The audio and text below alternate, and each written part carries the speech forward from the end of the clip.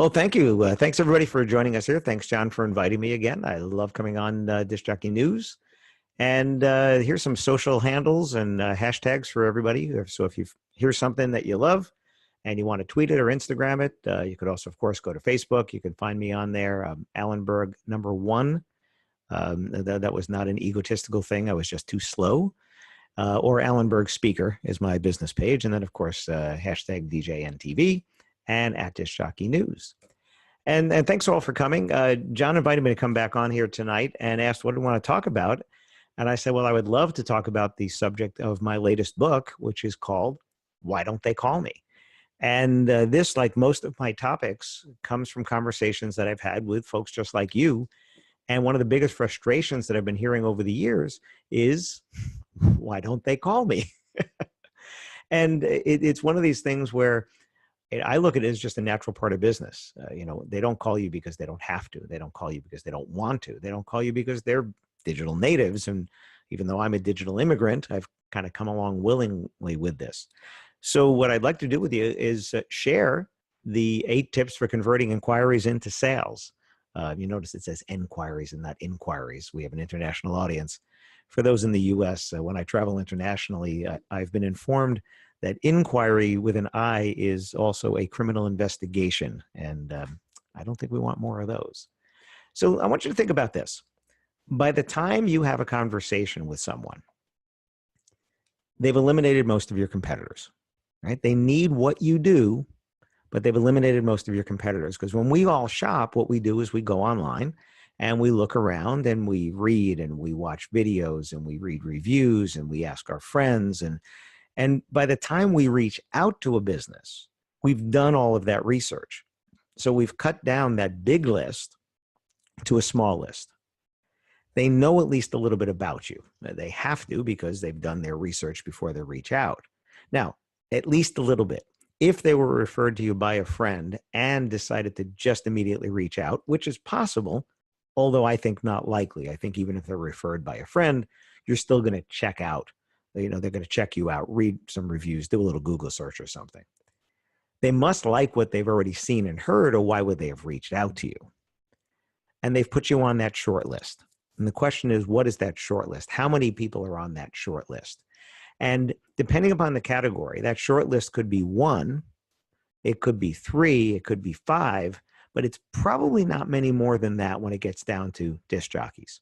I'll give you a for instance. My good friends of mine, their son was getting married, and his fiance would email me and ask me if I knew particular vendors that she had found in her research.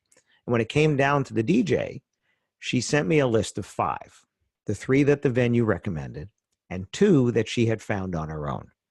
And sadly, her commentary was, we've been to all their websites, and most of them are pretty bad. And that's exactly what she wrote to me. She did say most, she didn't say all, but she did say most of them. But that was her short list of 5. She was considering those 5. I'm sure she had looked at many more, but she was considering those 5. They've already started a conversation with you. And I want you to think about that. You're not trying to start a conversation with them. They've already started one with you. They've reached out to you. They've chosen their method to reach out. They could have picked up the phone and called you. They could have texted you, possibly. They could have sent you a Facebook message, possibly. They could have WhatsApped you, possibly. They could have sent you an email. But that is starting a conversation. So I don't want you to think, I want to start a conversation with them. It's already been started. You need to continue that conversation using the method that they've reached out to you. So why don't they call you? Well, let's take a look. If you have Google Analytics and you take a look at Google Analytics, you'll see it'll show you a heat map there, the time of the day and the day of the week that different people are coming to your website. And when you see those hot spots on there, the darker spots, you'll see that for most businesses, it's going to be Monday through Friday and, during the weekday. And what are they doing? Yeah, they're planning their wedding from work. We know that. I wish I could put a dollar amount on the productivity loss in the country, actually in the world, of people planning their weddings from work, because it has to be huge. So they're planning their wedding from work. They can't pick up the phone and say, yeah, I'd like to talk to you about being a DJ for my wedding. They can't do that because they're going to get in trouble. So I want to give you 8 tips for better digital conversations to get better conversion from these conversations that you're having. So the first one is, it is a real conversation.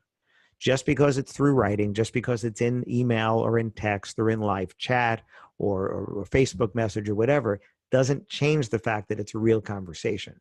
And what I mean by that is, in a real conversation, you tend to editorialize, right? And editorializing meaning, so if you ask what the date is, and they tell you, oh, it's it's going to be May 23rd. You say, oh, what a beautiful time of the year. That venue is gorgeous. The gardens out there are beautiful. Well, you would say that to them in person. You would say that at the wedding show. You would say that on the phone. Do you write that?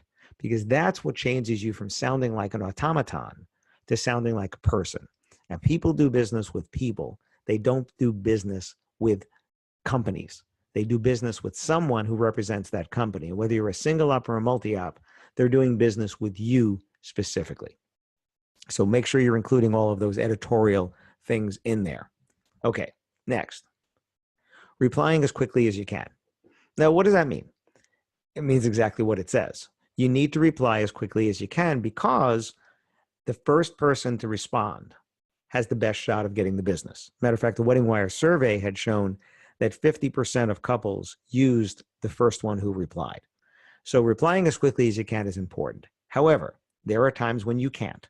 For instance, your Saturday night, you're going to be on a wedding somewhere, you can't reply right away. You should not be looking at your phone, right? And even if you are, you shouldn't be replying.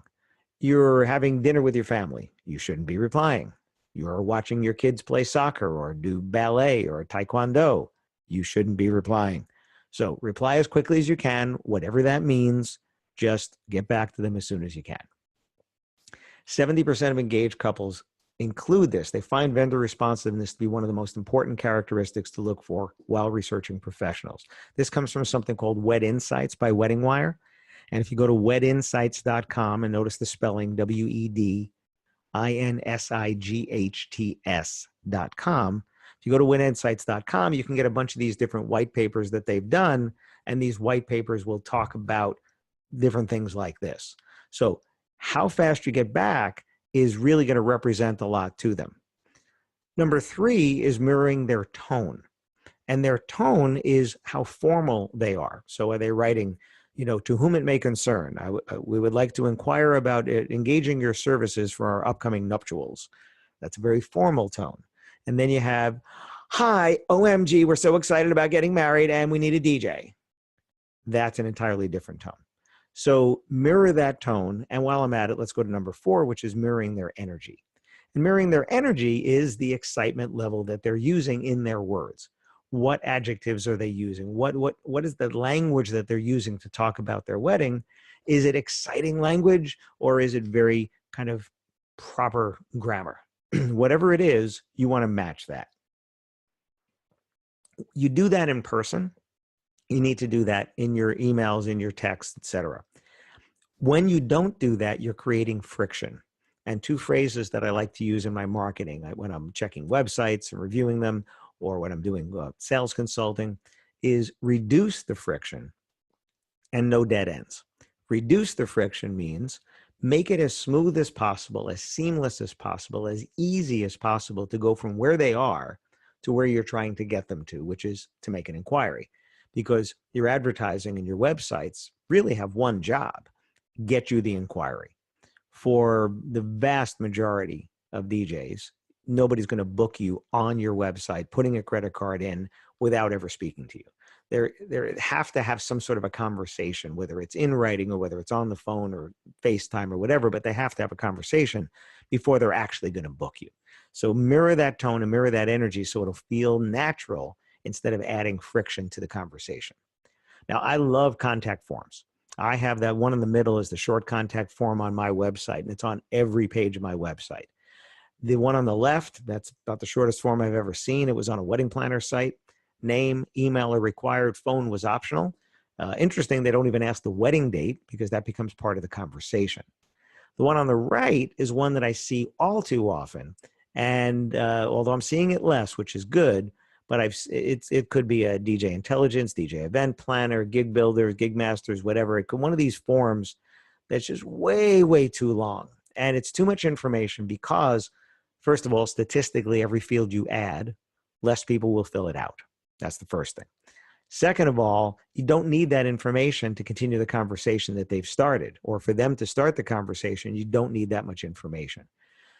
And if you ask everything on the form, the ones that do fill it out are giving you everything you need to know. So now you have nothing to talk about except price, which is usually the one thing you don't want to talk about. So I would really prefer that you cut it down to as little as possible. So name, email, phone. If you want to put the wedding date, that's fine. I would try to stay away from anything else because it gives you something to ask them. And you'll see that we want to ask them low commitment questions. And the more you put on the form, the harder it is for you to do that. Number 5 is mirroring how much they write. And I see this broken all the time. They write you this short email and you write them back this book. You copy and paste all this stuff that you've carefully written, but it's way, way too much. In my consulting, we do a lot of secret shopping. And when we do that secret shopping, we get to see what you're doing. At DJ companies, we also have done it with photography. We've done it with caterers and venues, et cetera. And when we do this secret shopping, we're finding out how much you're writing back. We're tracking how much you're writing back. And you have to mirror them because if they write short to you, you write short back.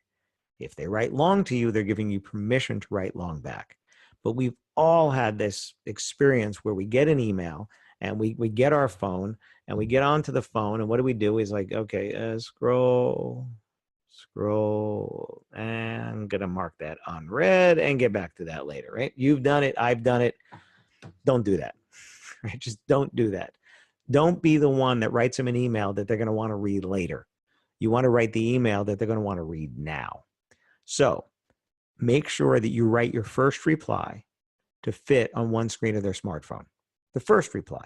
After that, mirror what they've written. So if they come in on a contact form, you've taken away your ability to know whether they're going to be long or short. So write it to fit on one screen of their phone. And when you do, they're going to be able to see it right now, right away, without having to scroll. They can read the whole message. Number 6 is a basic rule of sales. If you've read my sales book, Shut Up and Sell More Weddings and Events, you know that I talk about don't answer questions they haven't asked you yet. Now, the reason for that is you could talk yourself right out of the sale by discussing things that they're not even interested in. So what you do is you want to ask them better questions and then answer those rather than just assuming that they need information. Because the truth is that nobody needs to know everything about you. They need to know only enough to take the next step, which in the case of this, if you're getting an email inquiry or a text or a contact form or whatever, what you're trying to get them to do is to take the next step, which is to continue that conversation. If you can convert it over to phone or some other method, in person or whatever, you're going to do that, just not going to do that right away. I'll come back to that. So don't answer questions they haven't asked. Don't assume that they need information that they may not. And for many of you, you're sending information that was on your website or in your advertising, like your Wedding Wire storefront or something. So why are you being redundant and sending them information they might have already seen? They may not, but don't assume they need it because you could actually sell yourself out of the sale because they feel like you're not listening. However, all right, so don't send people to your website. You get an inquiry, don't say, hey, if you need more information, go look at my website. You're having a conversation with them. Don't send them away. I want you to pretend like you're on the phone with them. If you were on the phone with someone, you wouldn't say, hi, thanks for calling. Hey, you know what? Why don't you go take a look at my website? And if your questions aren't answered, then you can call me back. No, you're having a conversation with them. Why would you send them away? Don't send them back to Wedding Wire or the Knot, or if they haven't been there, don't send them there. Again, once you got the inquiry, your website or your storefront has done its job, don't send them back.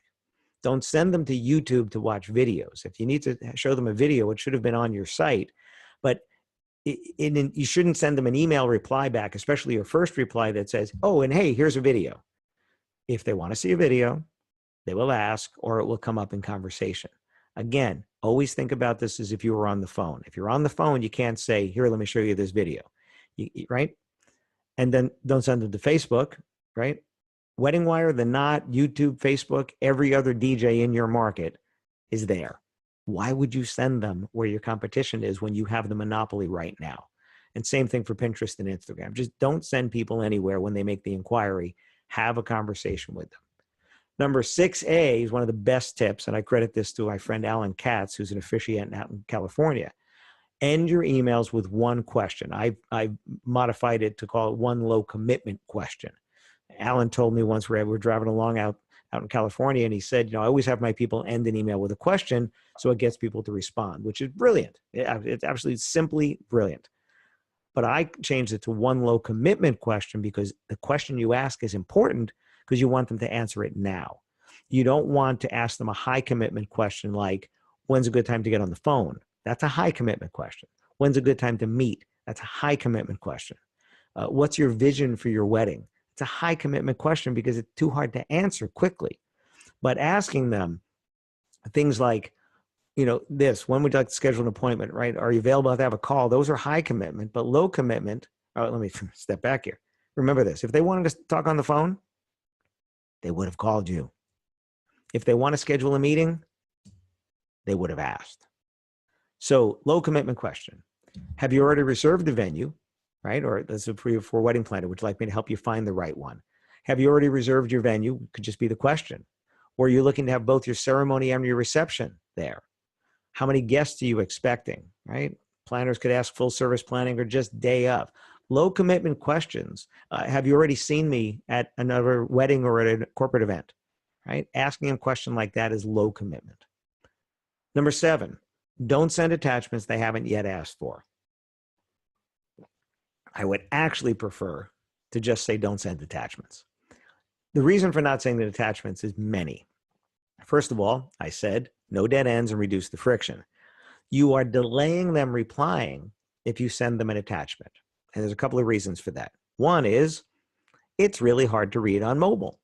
Your attachments are usually formatted for 8.5 by 11 or 11 by 17. A lot of them are printed documents that you're sending them the PDF version. Well, that, yes, technically opens on a phone, but it's not a good experience because you have to pinch in to read it. So I really would prefer you didn't send them attachments at all, because if you were on the phone with them, you wouldn't say, thanks so much for reaching out. I'm going to send you a PDF now. And after you read that PDF, then if you're still interested, you can get back to me. Well, you wouldn't do that. You shouldn't do that. Most of your PDFs are not formatted for the purpose of getting someone to contact you back. They're informational pieces. And they don't have the 4 elements that I believe should be on every marketing piece.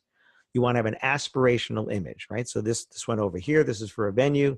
You see aspirational images. You see couples just like them. Good. You want to have aspirational text. You want to talk to them about them. Use the words you and your more than you do I, we, us, me, and our.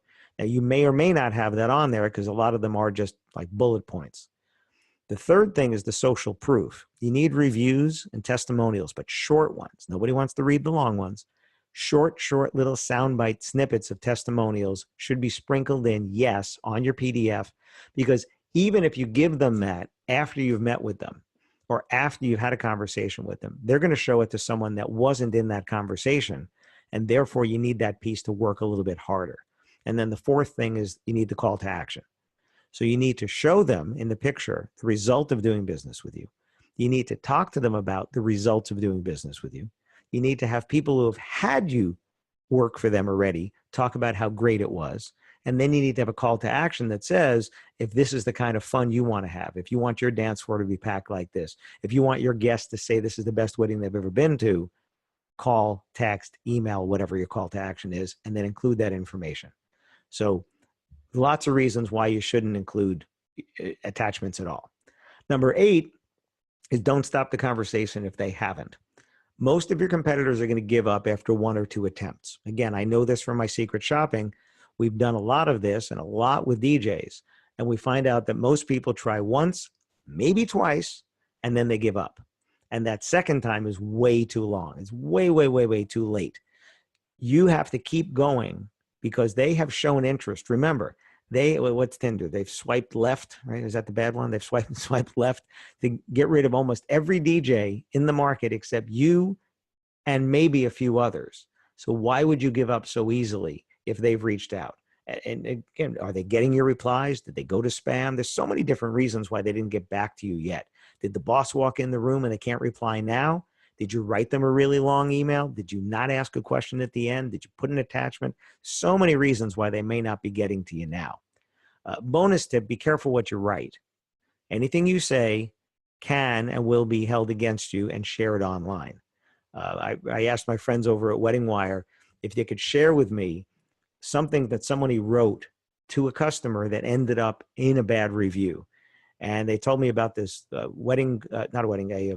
family photographer did a family reunion pictures. And those family reunion pictures didn't come out to the satisfaction of the person. So they wrote to the photographer and said, we're not happy. And the photographer, instead of saying, well, I have an unhappy customer, let me make them happy, wrote back to them, told them what they thought. And the person went and posted a bad review and then included and said, and here's what the photographer wrote us. Right. And I actually cleaned this up a little bit. It says, I'm not going to go around and have a shouting match with you about it. Actually said a pissing match with you about it. I did the best I could with the situation at venue. This person is upset when they're writing. If the rest of you would like to order prints, then you should do so before it expires. That should be then. This is the best I can do. When you say to a customer, this is the best I can do, you have shut the door, locked it, thrown away the key on trying to make them happy. And if other family members would like to order, then, see, I thought it was just a typo. They don't understand the difference between those two. I will edit accordingly. I cannot change the fact that the sun was in their face and there is no trick in Photoshop to make it go away. Oh, really? Every person listening has a smartphone with a camera, and if you were pointing it at someone, you would know if the sun was in their face, right? So how does it that this professional photographer took the pictures anyway and now is saying I can't fix it? So this is actually being held against them right there in that bad review. So Emily Post, some of you might remember the name Emily Post. She was called Miss Manners. Her grandson, Peter Post, wrote a book called The Etiquette Advantage in Business. He said, if you can't put what you want to communicate on a bulletin board for anyone to read, then you shouldn't put it in an email, a text, or a voicemail. So let's talk about this. I talked about no dead ends, right? Always have a next step question. Anytime I see this, we look forward to, if you start with that, you are ending it with a period. Ending with a period means the conversation is over, done. If you end with an exclamation point, it's emphatically over, done. Please call, look at this one. This is actual wording that from our secret shopping. We look forward to the opportunity to meet with you in the near future. Please call and speak to anyone in the sales office to schedule your appointment. This person emailed in. They want an email reply and they're being told that they want to meet with you and that you, the customer, now has to call back, not call back, you have to call to set that up. First of all, that's a high commitment action. And second of all, why are you making the customer do so much work? This is a dead end. Please let me know. Again, whenever I see a sentence start with please let me know, that is not a question. That is a statement. Please let me know what day and time works best for you for a call. I look forward to hearing from you. Yeah, well, good luck. You're going to get crickets from a lot of people because if they wanted the appointment, if they wanted the call, they would have asked for it. Thank you so much for your time, and I'm looking forward to meeting with you. Oh, really? Well, you're not having a conversation if you end with that. That's not continuing a conversation. A conversation doesn't go like that, right? Those are all dead ends. So following up, I like you to try at least 5 times. All right, this is what I do. I'd like you to do the same thing. This works for my customers. A lot of them are finding success with the 4th and the 5th attempt. I know people are going even further than that. I did a series of webinars for a group of travel agents, and they told me that 5th and 6th attempt is where they're getting the best response. So now imagine someone went to your website or they went to your Wedding Wire storefront or something like that, and they made an inquiry. They have started a conversation with you. They make that inquiry. Here's what you're going to do. You're going to reply as soon as you can. Always use the same method they've reached out. Now, if they reached out through Wedding Wire, respond through Wedding Wire. If they reached out through another site like that, respond through that. They are choosing the method that they want to use. Don't try to change it right away. I'm not saying you can't change it. Just don't change it right away because they have chosen the method to reach out. And just think about it yourself. If you go to someone's website and have the option to call them, text them, email them, fill out a contact form, live chat them, Facebook message them, whatever it is, you pick one, and that's the one you wanted to use. If you want to talk on the phone, you'll call them. If you can't talk on the phone now, you send them an email or fill out their contact form, or maybe you live chat because it's noisy, or you're at work, whatever it is. You can't do that. So always reply as soon as you can and use the same method they've reached out. 46% of Wedding Wire couples surveyed expressed frustration when their wedding professionals don't reciprocate their chosen method of communication. Number 2, if they don't respond by tomorrow, and I'm not saying if you get an inquiry at 10 o'clock tonight that you immediately go tomorrow, give them a chance. But let's say you get an inquiry in 11 o'clock in the morning on a Monday. If you don't hear back by Tuesday around the same time, email them again and just say, I just wanted to make sure that you saw my reply from yesterday. I'm so excited to speak to you about packing your dance floor and having your guests say it was the best wedding they've ever been to, and then ask your low commitment question again.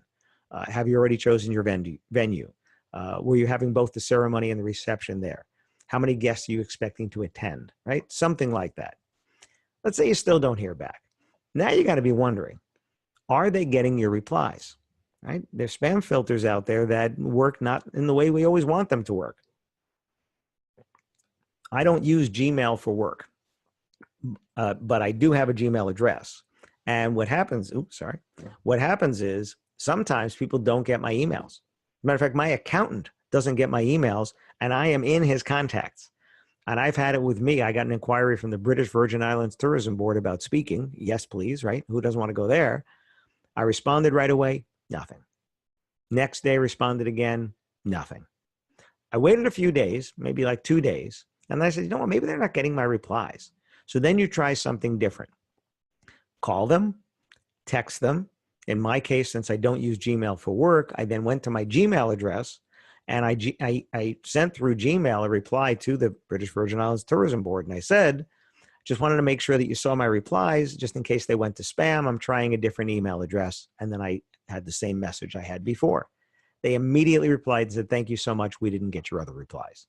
So it does happen. Your emails do go to spam. We also see that in our secret shopping, that sometimes your replies go to spam. So we do check our spam folder, but some people don't. They just delete everything that's in there or just let it pile up. So the day you get it, the next day, couple of days later, not weeks later, when we do our secret shopping, we see people waiting way too long in between these tries. If you don't get a reply after that third attempt, now you have to think, well, maybe they already chose somebody else. I don't know why they reached out, but maybe they chose someone else. Maybe somebody got back to them faster. They liked them better. Who knows, whatever it is. So one line, are you still looking for a planner? Or are you still looking for a DJ? You're still looking for video? Are you still looking for a photo booth? Whatever it is that you do, one line, that's the subject line, and that's inside. Oh, and by the way, the subject line on your first reply should be something a little exciting. It shouldn't be your wedding on May 25th, 2018, right? How about your fun wedding? How about your packed dance floor on May 25th, 2018, right? How about something like that? That sounds a lot more intriguing. All right, so let's say you don't get a reply on day one, all right? You wait till tomorrow, you don't get a reply, you try again. You wait a couple of days, you haven't gotten a reply, try a different method. Text them, email them from a different address. Give them a quick phone call, something just so that they know you've been trying. Number 4, you still need a DJ. Still haven't heard back. Now you're about into the second week past their original reply. Now you want to just try something else. And I like to try something a little bit humorous. This has actually been tried on me quite a few times. I put it in the new book. I had an example in the old book. I've had people sharing lots with me. Fun things that they've been trying to get people to reply to them. So you want to get a yes or a no. In sales, we want a yes or a no. We don't want a maybe. Maybe means nothing. We want to try to get a yes or a no. So here's one that somebody tried. Hi, Amanda. I sent you a few emails and a text and didn't hear back from you about your Disneyland wedding. So I figured one of 4 things happened to you. Please reply with the number of the correct choice. This is a DJ friend of mine and client out in California, Mark Cherney. So this was Mark's, and he shared it with me that I could share with you guys. So this is his actual reply to the bride who had not replied to him, even though she had reached out to him. Number 1, you found a different DJ that was just so awesome you couldn't resist. Number 2, you've been meaning to get back to me, but just have been really busy with work. Number 3, you just didn't get the email messages and text. And number 4, you're being chased by a pack of attacked bunnies and need me to call the animal police to save you. Please let me know if you need to save you from the bunny. If I need to save you from the bunnies, all the best, Mark Cherney. Right? This is his actual email to a bride who had not replied to him after 4 different attempts. And guess what? She got back to him. She said it was number 2. She has been really busy at work, and she wanted to know if she can then get back to him later, right? So this idea here of something funny, and I've had people try, there's an officiant in Australia, and he did witness protection program, and his were similar to this, although I loved his number 2. His number 2 was, you're so glad that I reached out again because you've lost my contact details, and we're hoping that I would so you could speak to me about, in his case, being your officiant. And his number 4 was, you've been in the witness protection program, unable to have contact with the outside world. All right, so this one was sent to me by someone in the UK. Now, she's trying to sell me her coaching services, consulting services. I never reached out to her, so it's different than in your case because they have reached out to you. But here's this one I got here. Hi, Alan. I know you're busy, so I've prepared 3 convenient calls to action for you. Number 1, ignore this email and eventually I'll get the picture and write terrible poetry about the deal we never did. Most popular. Number 2, hit reply and I'll do the same. Recommend it. And number 3, wild card, call me on, interrupt my day like I have yours. I deserve it. Limited time offer. Option 2 is my favorite. Have a great day. Kerry, chief of, I love this, magicking up a profitable business out of thin air. But you got to say it's creative. It certainly made me smile. No, I didn't reply to her because I had never reached out to her in the first place. So number 1, ignore this email and eventually she'll get the picture and write terrible poetry about the deal we never did. So if I had reached out to her, I certainly would have sent her back a number or said something to say, I'm not interested, because it breaks through the clutter and it gets you noticed there. So I hope you have some tips that you can use. If you are not already on my list to get my monthly articles, I don't blog often. I blog once a month, and it's a long blog because I want to give you good information. It's more like an article. And if you want to get that, and if you want to find out when I'm going to be in your area, you can go to connectwithalanberg.com. Of course, you can always also just go to alanberg.com and you can see my speaking calendar. I'm going to be at the ARM DJ conference coming up in a couple of weeks, doing a master class on the Monday before, and I'll be at the Marquee DJ show in Chicago in July, and I'm doing a mastermind the day before that as well. And if you message me or email me at alan@alanberg.com, I will send you a discount code to either one of those. So what are you going to change, right? What are you going to change about the way you email and text? If you don't do anything different, you're not going to get any different response. Well, what's the old saying? If you always do what you've always done, you'll always get what you always got. So shorten your emails. End them with one question. And by the way, low commitment question, and make it its own paragraph at the end, and it still fits on one screen of a smartphone. How do you know if it fits? Start BCCing yourself on emails you're sending to your clients, brides or grooms, and this way you can see when you look at it on your phone what it actually looks like. Try not using attachments. Try not copying and pasting text, and just have a conversation. Isn't that what we all want when we're the customer? We just want to have a conversation with someone, a person. By the time they reach out to you, they don't want more material. They want to have a conversation with someone about their wedding or event. And as far as pricing questions and things like that, all of that's covered in my book, Shut Up and Sell More Weddings and Events. It's available as audiobook. That's with me reading it. So if you like audiobooks, 3 of my 4 books are available on audio with me reading them. I'll be working on the 4th one soon. The new book is actually already there. The book that based on this topic is already there. And you can get all of my books here. You can get them at my website, or go to getalansbooks.com if you're in the US. So that's getalansbooks.com. And if you're outside, or if you just prefer Amazon, or you want to get my ebook or audiobooks, just go to alanberg.guru, and that will take you right to my Amazon page. So let me check out here. Questions. Where is my questions panel here? I might need you to help me here, John. No, that's not it. This is large active speaker somewhere on here. I got to find it. There's Zoom. Here we go. All right. So I don't know, John, are you joining me back here? We have chat. I'm here. And I see Travis has a question in the... There we go. I just found it. Thank you. What's a good low commitment question following giving pricing information? So once you've given someone pricing, and again, there are 4 ways that you can handle pricing information. If we have time, I can go through those. So if you've given them a price, you want to continue that conversation.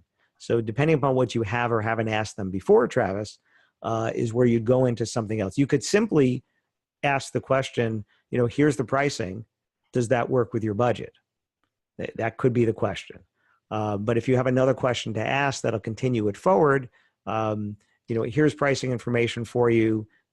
Whatever. Again, I don't know how specific you're going to get on that, but here's the pricing information.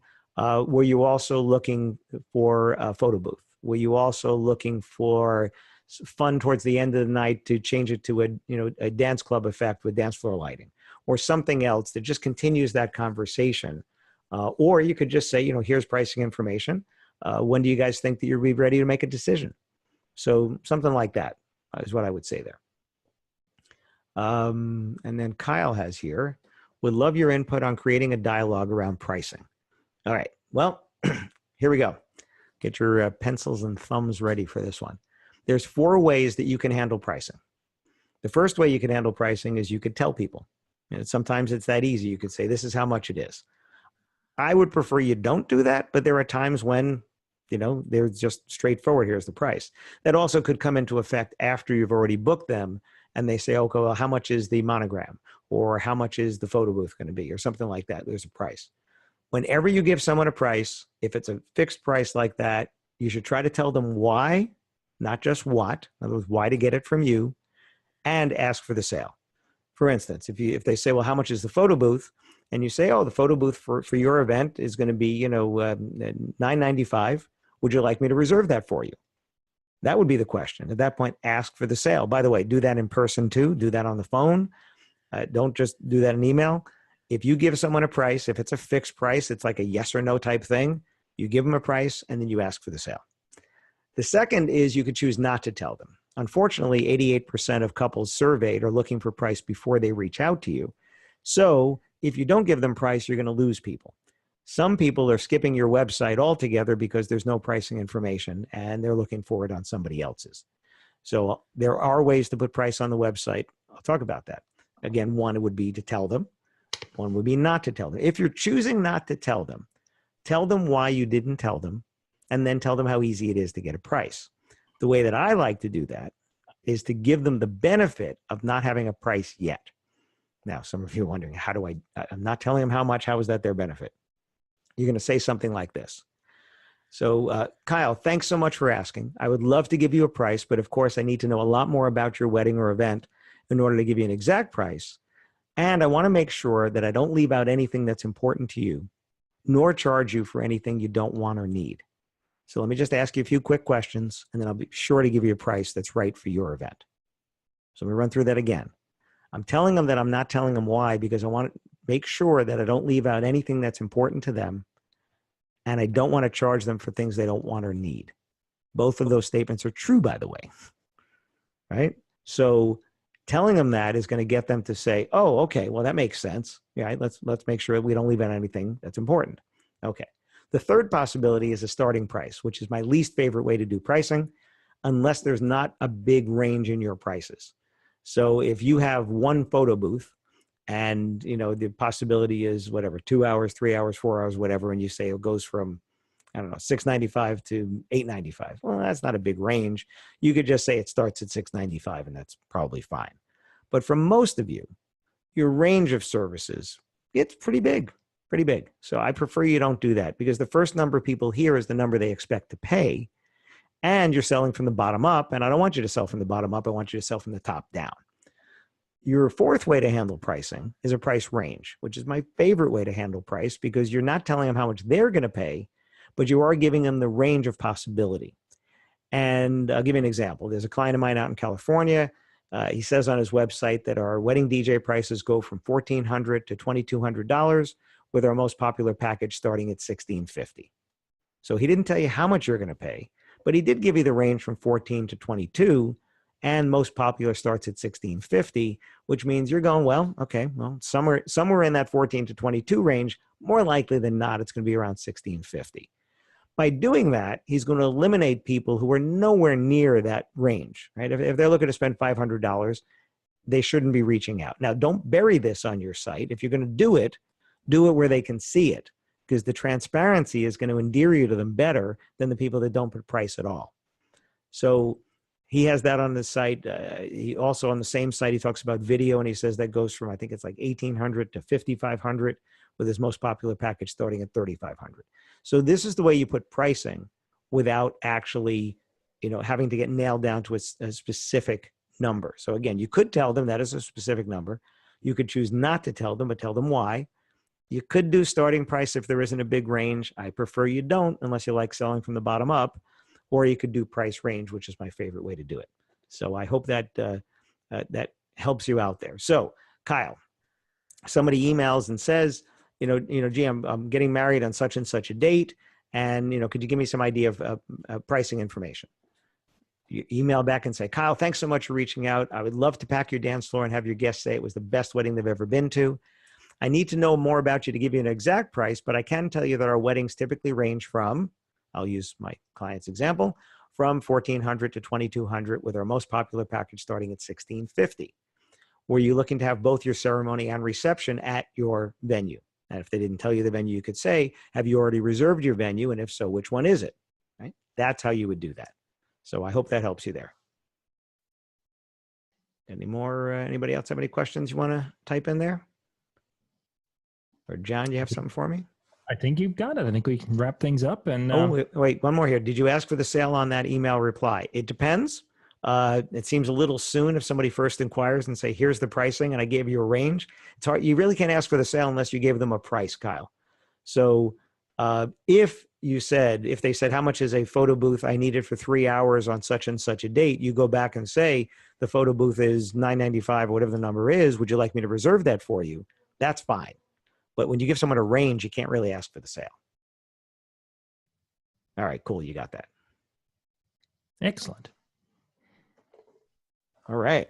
Sounds great, Alan. If you want to do a little close then, and we'll wrap things up. Once we shut the video off, of course, everyone leaves or everything goes. So, Alan, I'll have you wrap it up, and then we'll shut things down and get on with our next show here in a few minutes. Terrific. Well, again, if anybody would like to find out more about my stuff, just go to alanberg.com. I'll type this in here. That's not just panelists. I'll put it in panelists and attendees. Alan at Berg. If I could spell my own name would be better. And if you're interested in the DJ Masterclass, the 4 Steps to More Sales, on the 18th of June, the day before ARM DJs, you don't have to be going to ARM DJs to go to that. And you email me or Facebook message me, and I will send you a discount code.